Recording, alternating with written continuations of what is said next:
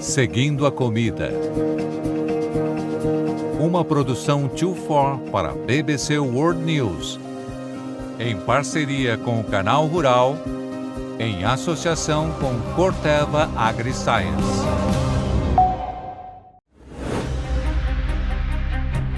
Nós estamos numa jornada que vai do campo à mesa. Em 2050, a expectativa é que seremos 10 bilhões de pessoas no planeta. Como alimentar tanta gente é uma questão importante no mundo inteiro.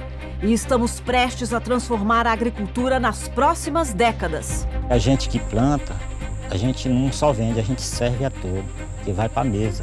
Desde a preservação da água, o sangue vital que alimenta as plantações. A gente tem produtores que conseguiram reduzir na irrigação até 60% do consumo de água. Até a renovação do próprio solo onde elas crescem. É uma sensação incrível ver que você está contribuindo para algo que pode mudar o mundo. Do alimento seguro, sustentável, a proteção do meio ambiente e a redução de resíduos. Durante esses 3 anos, nós já salvamos de ser jogado fora mais de 750 mil quilos de frutas e legumes. Para ajudar a responder a essas questões, vamos encontrar com alguns dos líderes de pensamento mais influentes do mundo. Eu acho incrível o que podemos mudar quando a agricultura muda. Explorando como a agricultura moderna e a tecnologia estão nos levando ao caminho certo. É basicamente uma virada de jogo para fazendeiros do mundo todo. Melhorar nossa terra e dieta. E conectar o produtor rural ao consumidor. Neste episódio, vamos explorar os desafios para assegurar que alimentos saudáveis e nutritivos sejam disponibilizados para todos no planeta, desde a plantação alternativa de grandes lavouras até a criação de alimentos básicos que suportem a mudança climática e sejam ricos em proteína. Bem-vindo ao Seguindo a Comida. Comidas melhoradas. Com tanta gente para alimentar, a nossa pergunta não deveria ser apenas se temos comida suficiente, mas se estamos produzindo uma comida melhor. O desafio dos países desenvolvidos e dos chamados emergentes é garantir que nosso alimento seja nutritivo, saboroso, saudável e acessível. Após cair consistentemente por mais de uma década, a quantidade de pessoas subnutridas voltou a subir, alcançando uma estimativa de 821 milhões em 2017. Número que representa 1 em cada 9 pessoas no planeta. Razões chaves por trás deste aumento são complexas. Mas se formos preparar nosso atual sistema de agricultura para um crescimento populacional rápido global, devemos inverter essa tendência, e urgente. Uma superdependência em poucos alimentos e uma necessidade de melhorar o conteúdo nutricional de alimentos existentes é essencial para modificar dietas no mundo desenvolvido, assim como no mundo em desenvolvimento. Comida errada em grande quantidade é tão preocupante quanto pequena quantidade de comida certa. Greg Foot viajou até Roma para encontrar com José Graziano da Silva, ex-diretor-geral da Organização de Agricultura e Alimentos da ONU. Só teremos apenas 30 estações de plantio até 2050. O que você acredita que precisamos fazer nesse período relativamente curto para conseguirmos alimentar a todos com alimentos nutritivos? As pessoas esperam que, como diretor-geral da Organização de Agricultura e Alimentos, eu diga: vamos produzir mais comida. Não. Se continuarmos produzindo comida, vamos jogar mais comida fora. Porque não precisamos produzir mais comida. Atualmente, cerca de 40% de tudo o que comemos vem de somente 3 culturas: milho, trigo e arroz. 3 alimentos básicos. Em nossa história, existem mais de 4.000 espécies que utilizamos na produção de comida. Hoje, nós temos cerca de 100. Então, perdemos toda essa diversidade. Precisamos resgatar a diversidade na produção de alimentos. Precisamos de uma pesquisa de nível nacional, de nível local, se desenvolvendo na produção de diferentes espécies, diferentes tipos de alimentos que se adaptam melhor a cada condição. Não podemos adaptar o clima às nossas necessidades. Temos que nos adaptar ao clima. Essa é a mudança, a grande mudança para o futuro.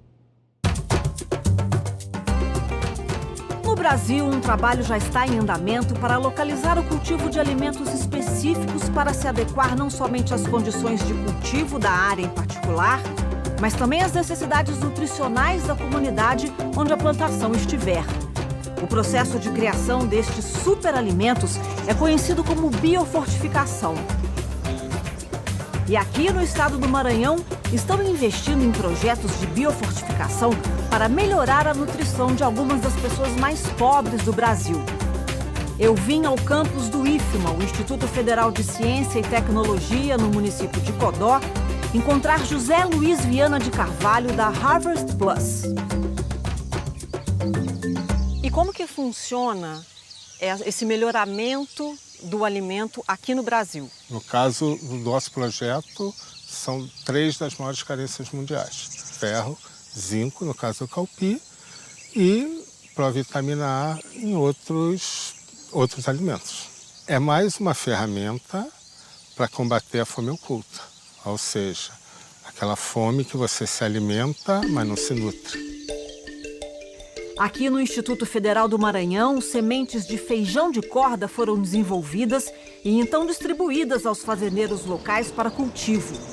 Eles produzem as sementes aqui, também cultivam o alimento biofortificado e servem aos estudantes para melhorar sua dieta pobre em nutrientes. Joicilane Ribeiro é uma nutricionista trabalhando de perto com jovens no projeto Biofortificado. Para nossa população no Maranhão, é interessante esse feijão biofortificado como uma maneira de prevenir a anemia, né, nesses adolescentes, e o zinco como uma forma de fortalecer o sistema imunológico. Então, esse feijão ele tem uma relevância muito grande diante da insegurança alimentar que o estado do Maranhão, né, é inserido. A maioria desses adolescentes, quando chega aqui, vem mal com o café da manhã. E esse café, muitas das vezes, só é um café puro com a farinha. E o alimento, o feijão caupi, como já é um alimento biofortificado, já rico em nutrientes, suple a necessidade do organismo delas. O feijão caupi ele me deixa mais vigoroso, com mais disposição física para levar o meu dia a dia bem. O sabor é bom, não faz diferença de outro feijão, ele vai ser consumido sem nenhuma diferença de qualquer outro feijão. O sabor é um feijão saboroso. Acredita-se que mais de 20 milhões de pessoas mundo afora atualmente consomem alimentos biofortificados em uma aposta para evitar deficiências em vitaminas e minerais essenciais. Espera-se que alimentos básicos biofortificados como arroz, trigo, milho e batata doce continuem contribuindo com a nutrição de nossa população global em expansão. Mas quais efeitos vem causando nos produtores rurais que têm o trabalho de cultivar esses alimentos? Seu Jean é um produtor da agricultura familiar de Codó. Ele tem plantado feijão de corda com a ajuda de José e sua equipe. É mais caro plantar e colher e manter a plantação desses produtos? Você plantando e comercializando, chega mais barato na mesa do consumidor e você vê o retorno mais rápido também no seu bolso, porque é um produto de ótima qualidade e a gente não tem dificuldade em vender. O senhor está orgulhoso de fazer parte disso? O senhor está melhorando a saúde das crianças, das pessoas mais pobres no Brasil? A gente que planta, a gente não só vende, a gente serve a todo, que vai para a mesa.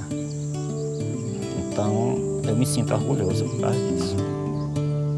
Deficiência nutricional é uma forma invisível de fome que aflige milhões de pessoas ao redor do mundo, não somente na América Latina, mas graças a fortes investimentos em algumas partes do Brasil, superalimentos biofortificados podem fornecer uma solução para todas as regiões. Se bem-sucedida, espera-se que outros países com questões similares tornem a biofortificação algo mais popular.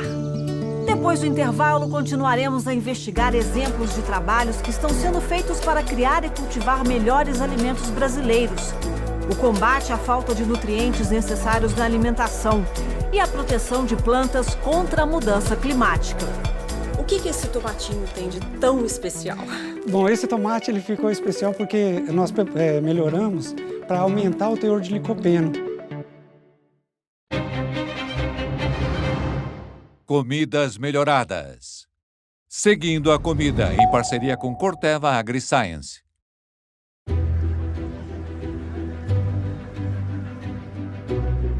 Quanto é que tá o pé de alface?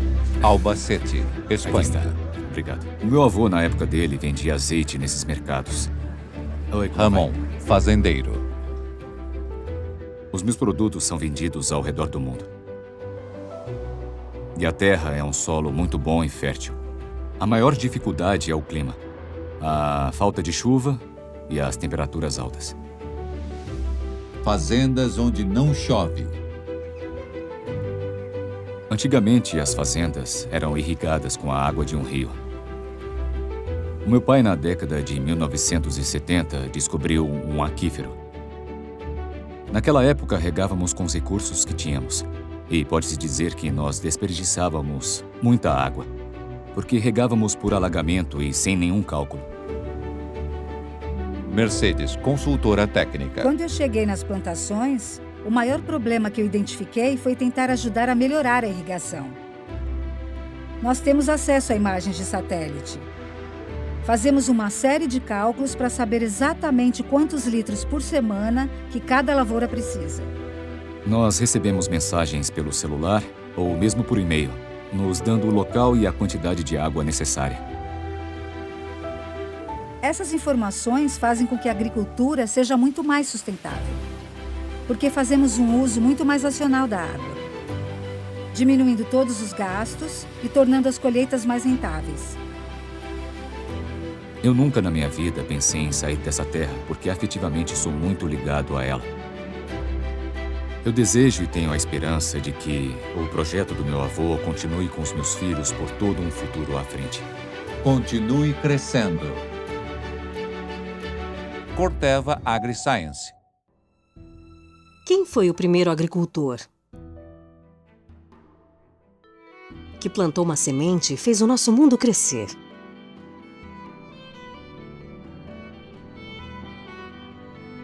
Foi assim que nasceu o progresso. Porque alguém descobriu como cultivar um pouco de milho, trigo, arroz. E a humanidade descobriu que poderia cultivar tudo. Esse é o poder da agricultura. O poder de cultivar a nossa civilização. Mas quem poderia imaginar que essa civilização cresceria tanto? Nossa população está crescendo.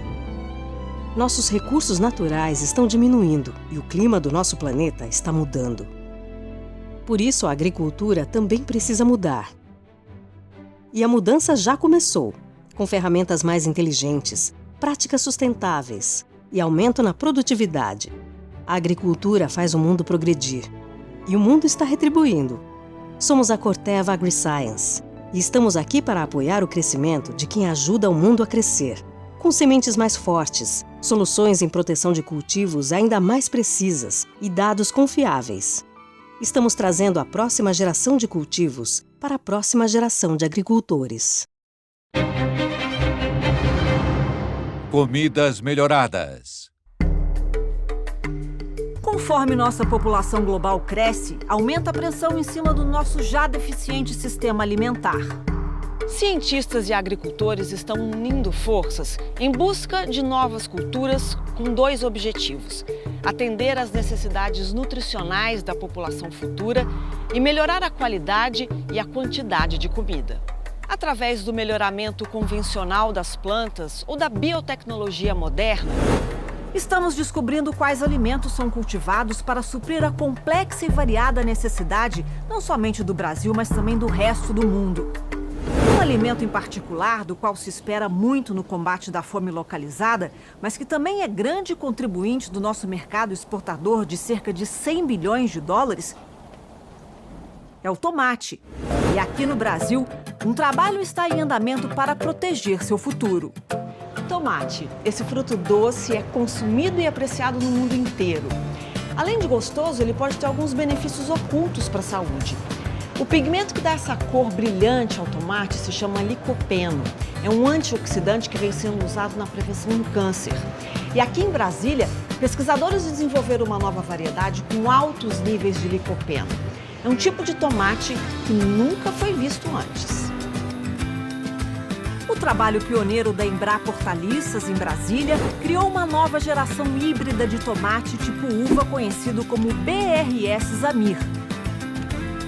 Doce, aromático e repleto de licopeno, o tomate também é de alta produtividade, o que permite aos agricultores familiares a chance de cultivar um produto brasileiro exclusivo em uma indústria global de tomate que foi estimada em aproximadamente 2 bilhões e 800 milhões de dólares em 2018. O Dr. Leonardo Boatê é engenheiro agrônomo e principal pesquisador responsável por essa descoberta. Como que vocês conseguem chegar a esse híbrido? O híbrido, o que é? A gente pega duas linhas puras, linhagens, né, que se complementam. Por exemplo, uma que produz bastante fruto e outra com altos teores de licopeno. Quando você cruza, a ideia é obter as características dos dois pais combinados. E muitas vezes, a genética explica isso, com valores até mais altos que os pais originais.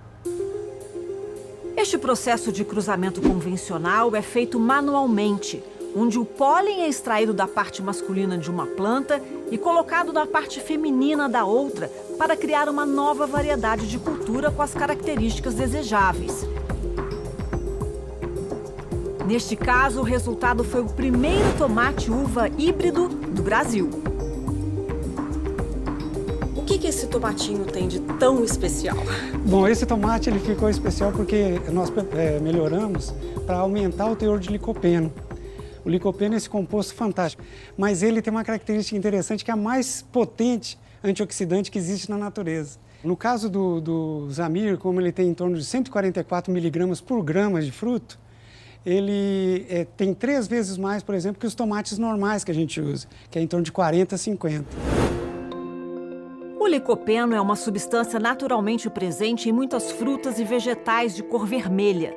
Embora as evidências científicas atuais permaneçam inconclusivas, alguns cientistas sugerem que esse elemento pode proteger o corpo humano contra danos celulares, além de oferecer inúmeros benefícios adicionais à saúde. Caso os estudos provem que essas afirmações estão corretas, este tomate pode ter um grande apelo global, particularmente em sociedades onde a alimentação saudável se tornou um grande negócio. O que motivou essa pesquisa?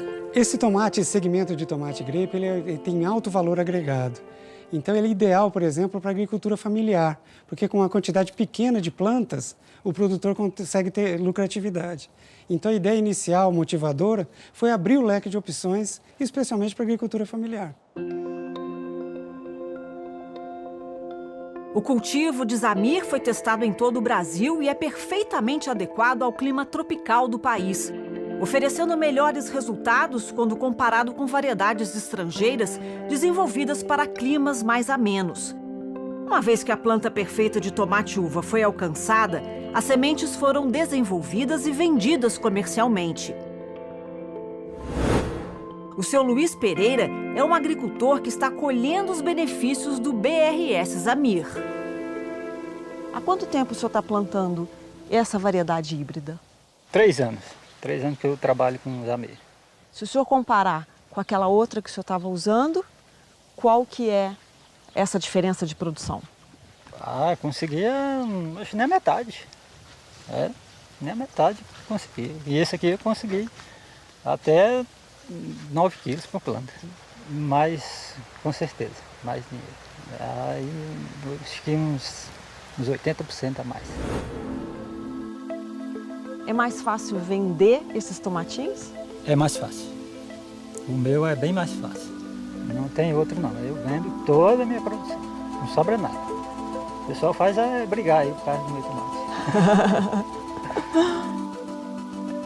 O tomate híbrido do Brasil é um bom exemplo de uma cultura que oferece segurança alimentar a uma população em crescimento. Docinho! Delícia, muito bom. Esse tomatinho, conhecido como uva, posto do formato dele mesmo, parece estar funcionando muito bem em pequenas propriedades brasileiras. E graças a pesquisas inéditas, o Brasil tem agora uma variedade abundante que eles podem chamar de sua. Enquanto a criação de alimentos novos, nutritivos e comerciáveis é extremamente importante para o futuro da saúde e da economia do país, não devemos esquecer dos alimentos que já formam a base da indústria agrícola. Um trabalho animador está ocorrendo pela proteção de um alimento valioso em particular. O Brasil é o maior produtor de laranja do mundo. Cerca de 1/3 do comércio global vem daqui. Os estados de São Paulo e de Minas Gerais são responsáveis por 80% da safra. E aqui, as mudanças climáticas estão preocupando o agricultor. Está cada dia mais raro conseguir prever a quantidade de chuva e a variação de temperatura. E isso dificulta o controle das lavouras. Sarita Junqueira Rodas e sua família cultivam laranjas no Brasil há mais de 30 anos e investem continuamente em novas formas de melhorar suas plantações, que somam mais de 2 milhões de pés. O que você acha que mudou na citricultura brasileira desde que você começou a entender que aquilo era um negócio até hoje? Eu vi muita gestão sendo implantada, muita análise de dados para conseguir aumentar ou melhorar as produtividades, porque o clima foi mudando de tal ponto que as produtividades foram caindo. Ou seja, é uma cultura que depende muito do clima e o clima está ficando cada vez mais irregular, é isso? Na citricultura especificamente, que é a nossa principal atividade, o uso da água é muito importante porque ela volta para dentro da fruta para que você consuma. Então, se a água não chega nos momentos adequados do desenvolvimento do fruto, eu não consigo ter a produção da fruta. A safra passada, que a gente terminou de colher, a gente teve 35% menos de produção diante de um veranico que teve, mesmo em áreas irrigadas, mesmo com tecnologia. O veranico foi tão intenso que teve uma queda bem grande de produção. Sem a água, o pé de laranja morre. Respondendo às incertezas ambientais, os cientistas estão trabalhando em soluções biológicas que podem ajudar os agricultores em todo o mundo a enfrentar melhor os tempos de escassez de água. Em Cruz das Almas, na Bahia, a Embrapa Mandioca e Fruticultura está financiando um estudo pioneiro para investigar formas de melhorar a produtividade de plantas cítricas, particularmente em épocas de seca. A Belmont da Silva Gesteira lidera a equipe de pesquisa em genética e melhoramento de plantas. Como é que funciona essa pesquisa?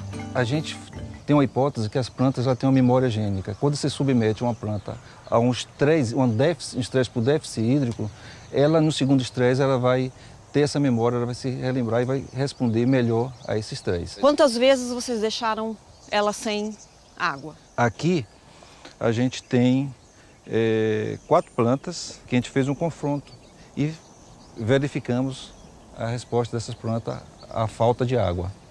E as plantas que receberam 2 e 3 déficit hídrico, elas responderam melhor, elas se aclimataram melhor à condição de seca. Ela tem uma memória gênica, é o que a gente chama de epigenética. Alterações no DNA, mas não na sequência do DNA. Moléculas químicas que se ligam ao DNA, que funcionam como interruptores, que ativa ou não a expressão de um determinado gene. O gene que está sendo desativado nessas plantas em particular controla a quantidade de água liberada através de suas folhas. Como resultado, elas sobrevivem melhor em períodos prolongados de seca. As raízes dessas plantas naturalmente modificadas se tornam então associadas fisicamente a espécies de plantas cítricas de alta produtividade, através de um processo conhecido como enxertia. O maior agora vai fazer uma limpeza, removendo as folhas, né? Depois aproximadamente 15 centímetros. Ele vai fazer um corte em T invertido. Após esse corte, ele vai selecionar uma gema, né? Aqui em cada parte onde tinha uma folha aqui tem uma gema, né? Uma gema lateral. Após tirar, ele vai encaixar essa gema e vai proteger. Passa um plástico para proteger e isso vai ficar por no mínimo 20 dias. E agora ele inverte. Quando ele faz isso, ele quebra a dominância apical e força com que a gema ela se desenvolva. Aí você está com uma muda enxertada. Uma vez que a gema da laranja começa a se desenvolver, a parte invertida da planta é removida para permitir que essa gema cresça completamente. Combinando os melhores atributos de ambas as espécies, os pesquisadores criam uma planta que produz grandes quantidades de frutas, mesmo quando a água é escassa. Qual foi a conclusão? A gente passa por diversos períodos de seca. Então, o citros no Brasil é plantado basicamente em condições sequeiras. E essas plantas aclimatadas, respondendo melhor à seca, ela vai com certeza ter uma maior produção e dar um maior retorno para os produtores de citros. Como a mudança climática continua a trazer desafios para o produtor, precisamos encontrar inovações tecnológicas para ajudar a indústria da agricultura. Pesquisas pioneiras como essa são fundamentais para garantir alimentos no futuro.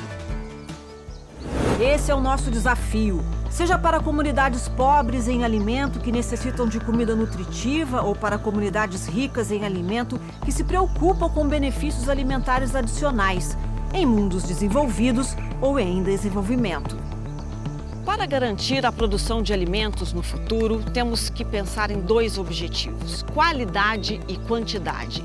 Cientistas e tecnologia de ponta são fundamentais para ter novas lavouras mais nutritivas, mais produtivas, com o melhoramento do uso do solo e das condições climáticas.